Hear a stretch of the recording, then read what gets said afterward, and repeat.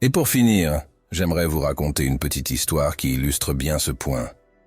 Il y a longtemps, dans la Grèce antique, un jeune homme nommé Lycos.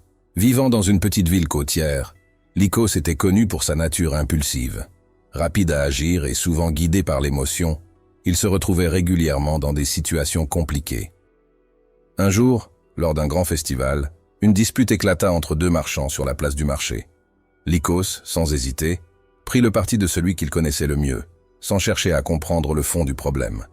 Son intervention impulsive ne fit qu'aggraver les choses, et la situation dégénéra en une querelle ouverte, laissant les deux parties amères et le marché en désordre.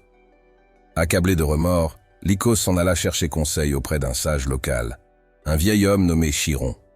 Le sage écouta attentivement le jeune homme, puis lui proposa de marcher avec lui le long de la côte. Alors qu'il marchait, Chiron s'arrêta et pointa vers le grand phare qui guidait les marins à travers les eaux agitées.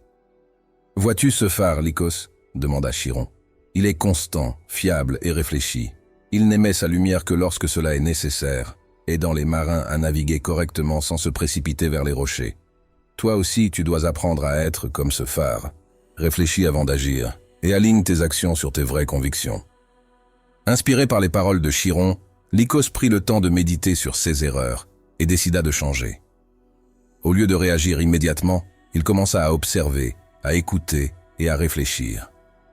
Il apprit à connaître ses vraies forces et ses faiblesses, et surtout, il apprit à agir en harmonie avec ses valeurs les plus profondes. Avec le temps, Lycos devint une personne respectée dans sa ville, connue pour sa sagesse et sa réflexion. Il n'était plus le jeune impulsif du passé, mais un homme confiant et respecté, un phare pour sa communauté.